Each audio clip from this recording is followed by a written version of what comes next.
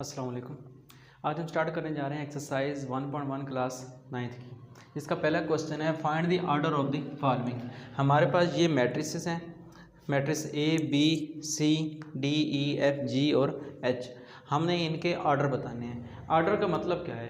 Order का मतलब होता है कि हमारे पास एक मैट्रिक्स अगर है, फर्ज कर लें एक मैट्रिक्स है कोई भी, इसमें हमारे पास एंट्रीज दी गई हैं। हमने बताना ये है कि इसके अंदर कितनी रो हैं और कितने कॉलम हैं। हमारे पास जो हॉरिजॉन्टल लाइंस होती हैं इनको हम रो कहते हैं। ये हमारे पास रो है, ये रो 1 है, ये रो 2 है। और जो वर्टिकल लाइंस होती हैं इनको कहा जाता है कॉलम, कॉलम 1 और ये आपके पास है कॉलम 2। किसी भी मैट्रिक्स की जो सबसे बेसिक प्रॉपर्टी है वो यही होती है, पता करना होता है कि इसके अंदर कितनी रो हैं और कितने इसके अंदर कॉलम है। तो उसी को ऑर्डर कहा जाता है। जब भी आपके पास सवाल आएगा find the order of the following matrix, आपने उनकी रो और कॉलम की तादाद को ज़ाहिर करना है। तो उनको ज़ाहिर करने के तरीक़ेकार ये है। अब हमारे पास जो पहला सवाल है, जो मैट्रिक्स ए है उसके अंदर ये एंट्रीज़ हैं 2 3 -5 और 6। अब हमने देखना यह है कि इसमें आपके पास रो कितनी आ रही है। तो इसमें रो हमारे पास पहली रो और ये हमारे पास इसकी दूसरी रो। तो हमने यहाँ पर लिख देना है 2, फिर आगे लिख देना है इसको बाय मल्टीप्लाई का साइन लगा देने। तो फिर आपने बताना है कि इसमें कॉलम कितने हैं। ये कॉलम 1 और ये आपके पास कॉलम 2। तो ये हमारे पास इधर कॉलम भी 2। आपके पास जो पहला नंबर होगा ये हमारे पास रो को ज़ाहिर करेगा और जो दूसरा नंबर होगा ये हमारे पास कॉलम को ज़ाहिर करेगा। इसी तरह आप चलते हैं मैट्रिक्स बी की तरफ। मैट्रिक्स बी में भी हमारे पास सेम इसी तरह की कोई मैट्रिक्स नज़र आ रहा है। तो इसलिए इसकी आपके पास रो 1 रो, ये सेकंड रो, इसलिए इसकी 2 रो बाय और इसके पास 2 कॉलम है, तो इसके 2 कॉलम है। तो आप मैट्रिक्स का जो ऑर्डर है उसको आप इस तरीके से भी डिनोट कर सकते हैं और इस तरीके से भी आप इसको डिनोट कर सकते हैं, जो आपको इजी लगे। तीसरे मैट्रिक्स की तरफ चलते हैं। हमारे पास जो तीसरा मैट्रिक है इसमें हमारे पास एक रो है और कॉलम 1 और ये कॉलम 2। तो इसलिए हमारे पास इसमें रो हो जाएगी 1 और बाय हमारे पास कॉलम 2 है तो 1/2। ठीक हो गया, क्योंकि इसमें हमारे पास एक रो है और 2 कॉलम है। मैट्रिक डी की तरफ चलते हैं। तो मैट्रिक डी में हमारे पास एक कॉलम है और रो इसमें 1 2 और 3 इसमें रो हैं। तो इसलिए हम कह सकते हैं कि ये हमारे पास आपके पास 3 रो हैं 3/1। इसमें 3 रो हैं 1 2 और 3 और इसमें एक कॉलम है तो 3/1। इसका जो मैट्रिक्स ई है इसमें हमारे पास 1 2 3 इसकी रो हो जाएंगी बाय और इसके कॉलम 1 2 और 2 इसके कॉलम है। तो इसका ऑर्डर क्या बन गया 3/2। इसका ऑर्डर क्या बनेगा? इसका ऑर्डर बनेगा 1/1, क्योंकि इसमें एक ही रो है और एक ही कॉलम है। तो ये हमारे पास क्या आ जाएगा 1/1। इस तरह जी मैट्रिक्स है। जी मैट्रिक्स की हमारे पास पहली रो, ये दूसरी रो और ये हमारे पास तीसरी रो है और ये एक कॉलम दूसरा कॉलम और ये तीसरा कॉलम है। तो ये हमारे पास मैट्रिक्स बन गया 3/3। इस तरह हमारे पास जो एच है इसमें हमारे पास एक रो, ये दूसरी रो 2 बाय और इसका जो कॉलम है फर्स्ट कॉलम सेकंड कॉलम और थर्ड कॉलम, तो ये हमारे पास हो जाएगा 2/3। तो ये था इसका ऑर्डर। ऑर्डर का सिंपली मतलब ये था कि आपने किसी भी मैट्रिक्स के नंबर ऑफ़ रो और नंबर ऑफ़ कॉलम को बताना है। याद रखें कि पहले हमेशा नंबर ऑफ़ रो को लिखा जाएगा और बाद में नंबर ऑफ़ कॉलम को लिखा जाएगा। चलते हैं क्वेश्चन नंबर 2 की तरफ। क्वेश्चन नंबर 2 जो हमारे पास, उसमें हमारे पास कहा गया which of the following matrices are equal. कि ये हमारे पास मैट्रिक्स हैं, मैट्रिक्स ए बी सी और जा रहा है जे तक। ये जे तक जो मैट्रिक्स हैं हमें बताना ये है कि इनमें से कौन से मैट्रिक्स जो हैं वो इक्वल हैं। तो इक्वल की पहले डेफिनेशन देख लें। इक्वल मैट्रिक्स होते कौन से हैं? A is equal to B. आपके पास जो ए है वो बी के बराबर होगा कब? जब आपके पास ये 2 कंडीशन सेटिस्फाई हो रही हों। कंडीशंस, फर्स्ट आपके पास कंडीशन है the order of A is equal to order of B. अभी हमने क्वेश्चन नंबर 1 में इनके ऑर्डर देखे हैं कि हमारे पास नंबर ऑफ रो और कॉलम, उसको ऑर्डर कहा जाता है। अब हमारे पास जो क्वेश्चन ऑर्डर ए है अगर वो बराबर आ जाए ऑर्डर बी के, कोई एक मैट्रिक्स ए है और दूसरा मैट्रिक्स बी है, अगर उन दोनों का ऑर्डर सेम आ गया है, for example A is equal to एक मैट्रिक्स हम बनाते हैं जिसका ऑर्डर है 2/2 और एक और मैट्रिक्स बनाते हैं बी जिसका ऑर्डर हमारे पास आ गया है 2/2, तो ये इसकी पहली कंडीशन के मुताबिक इक्वल है। लेकिन अभी एक कंडीशन ही, हमने दूसरी कंडीशन जब सेटिस्फाई करेगी तब हम कह सकते हैं कि ये इक्वल है। दूसरी कंडीशन है the corresponding entries are equal, इनकी जो कॉरस्पॉन्डिंग एंट्रीज हैं वो भी बिल्कुल इक्वल होनी चाहिए। कॉरस्पॉन्डिंग एंट्रीज का मतलब ये है हमारे पास जो मैट्रिक्स ए है इसकी पहली एंट्री और जो मैट्रिक्स बी है इसकी पहली एंट्री भी बराबर हो, मतलब अगर ये 1 है तो ये भी यहाँ पर 1 हो। अगर इसकी दूसरी एंट्री यहाँ पर हमारे पास 5 है तो मैट्रिक्स बी की जो दूसरी एंट्री है ये भी हमारे पास 5 ही होनी चाहिए। ये अगर यहाँ पर 3 है तो इसकी भी यहाँ पर 3 होनी चाहिए। अगर यहाँ पर 9 है तो यहाँ पर भी 9 ही होना चाहिए। आपके पास जो एंट्रीज हैं वो भी एक जैसी हैं। आसान अल्फाज में कहा जा सकता है कि हमारे पास जो ए और बी है वो हर लिहाज से बिल्कुल एक जैसे होने चाहिए, तब जाके हमारे पास जो मैट्रिक ए है वो मैट्रिक बी के बराबर होगा। अब चलते हैं अपने क्वेश्चन की तरफ कि हमारे पास ये जो क्वेश्चन दिए गए हैं मैट्रिक्स ए से मैट्रिक्स जे तक, इनमें कौन कौन से मैट्रिक्स हमारे पास बराबर हैं। अब जो मैट्रिक्स ए है इसकी एंट्री है 3 और इसका ऑर्डर है 1/1, तो हम देखते हैं कि कौन सा मैट्रिक्स है जो इसके बराबर आ रहा है। अब ये मैट्रिक्स बी है, इसमें 2 एंट्रीज आ रही हैं। ये जो मैट्रिक्स सी है इसको अगर आप सॉल्व करें तो ये बनेगा C इज इक्वल टू 5 - 2 करेंगे तो 3। ये बिल्कुल मैट्रिक्स ए की तरह हमारे पास आ गया, तो हम कह सकते हैं कि A is equal to C।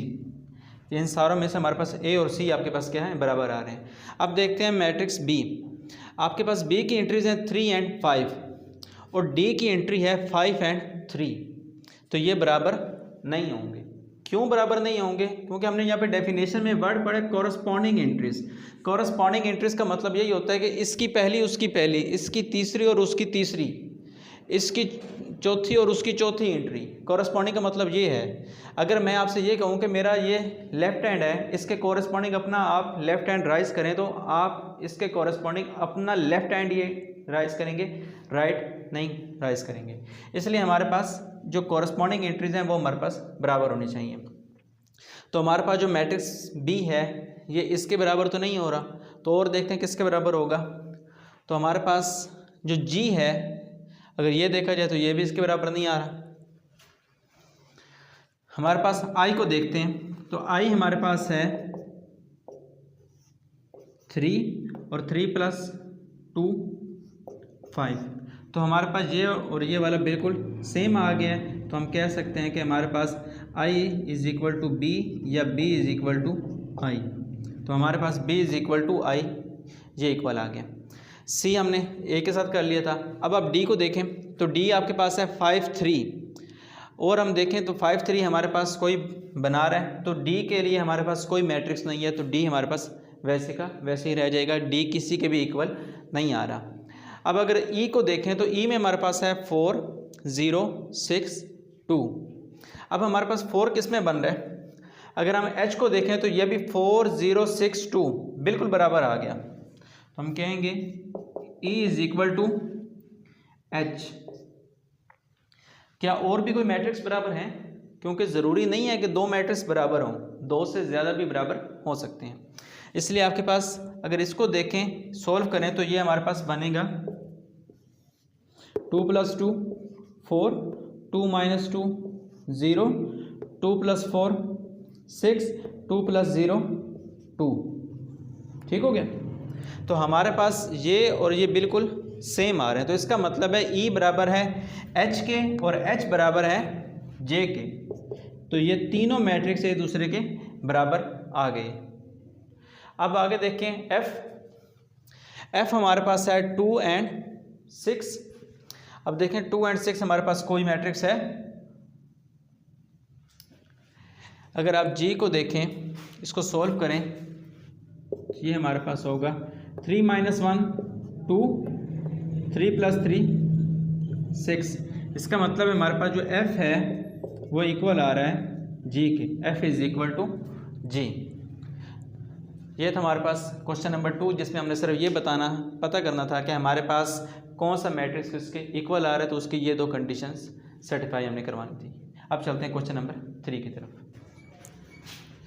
Question number 3 हमारे पास है, जिसमें हमारे पास कहा गया find the value of A B C and D which satisfy the matrix equation. हमारे पास ये एक इक्वेशन बन चुकी है। आपको फिर बता दूं कि इक्वेशन वो होती है जिसमें आपके पास इक्वल का साइन आ जाए। ऐसी टर्म, ऐसी एक्सप्रेशन जिसमें इक्वल का साइन यूज़ हो रहा हो तो उसको हम इक्वेशन कहते हैं। और चूंकि हमारे पास ये मैट्रिक्स बन रहे हैं दोनों तरफ, तो इसलिए हम इसका नाम दिया गया मैट्रिक्स इक्वेशन का।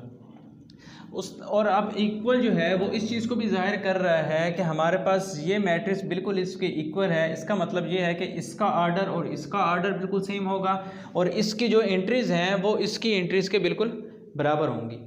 ठीक हो गया। लेकिन चूंकि हमारे पास एंट्रीज़ के अंदर ये अननाउन्स आ रहे हैं, जो आपके पास वेरिएबल होते हैं किसी भी इक्वेशन के अंदर, इसको अननाउन कहा जाता है। तो ये हमारे पास अननाउन्स आ रहे हैं। इन अननाउन्स को हमने फाइंड करना है और बताना है कि ये वाकई इसके दोनों मैट्रिक्स, अगर यहाँ पर 0 है तो इसका मतलब है कि यहाँ पर भी इन दोनों को ऐड करने से 0 ही बनेगा, इनकी वैल्यूज़ निकालने के बाद सेटिस्फाई।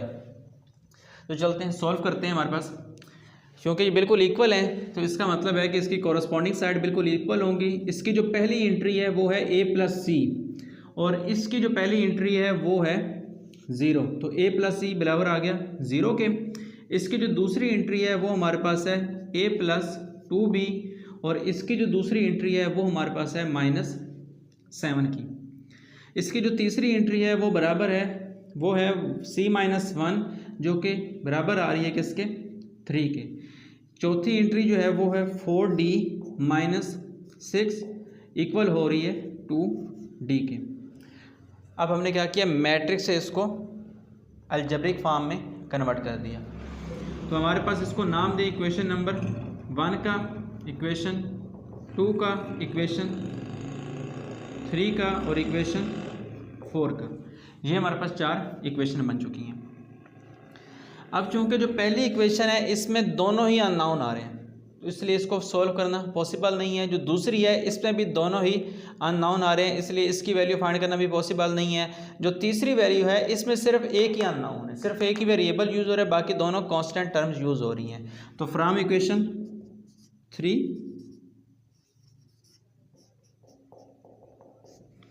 इक्वेशन 3 से हमारे पास c = आपके पास है c - 1 = 3।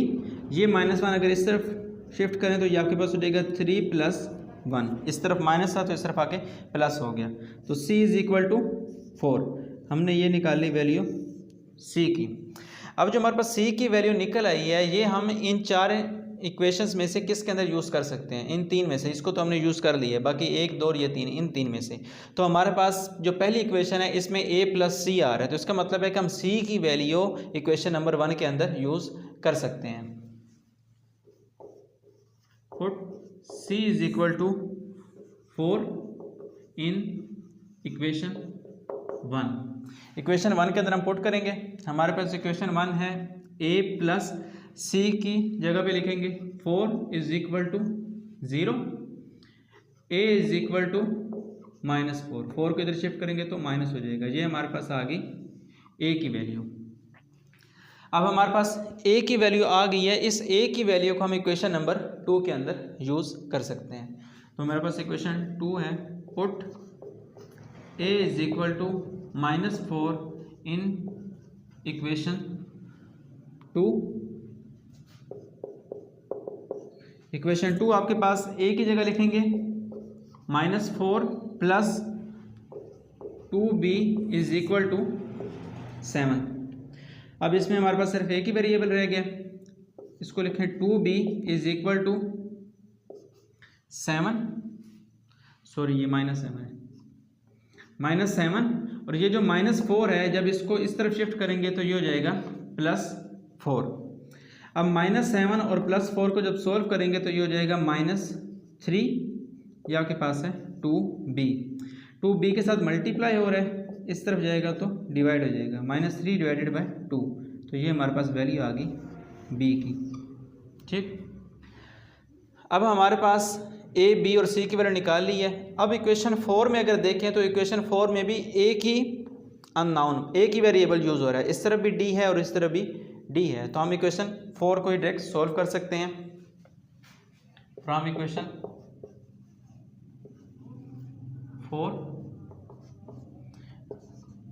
4d minus 6 is equal to 2d। ये जो 2d है इसको हम इस तरफ शिफ्ट कर लें और ये जो माइनस 6 है इसको हम इस तरफ शिफ्ट कर दें। 2d इस तरफ आएगा तो माइनस 2d हो जाएगा, 4d माइनस 2d क्योंकि यहाँ पे प्लस 2d है, और ये जो माइनस 6 है ये इस तरफ जाएगा तो प्लस 6 हो जाएगा, प्लस लगाना ज़रूरी नहीं होता। अब 4d माइनस 2d करेंगे तो ये हमारे पास हो जाएगा 2d is equal to 6। 2d के साथ मल्टीप्लाई हो रहा है, इस तरफ आकर डिवाइड हो जाएगा, d इज इक्वल टू 6/2। 2 1 ज़ा 2, 2 3 ज़ा 6, तो d की वैल्यू हमारे पास आ जाएगी 3। d is equal to 3। तो ये था हमारे पास क्वेश्चन नंबर 3 और ये एक्सरसाइज का लास्ट क्वेश्चन था।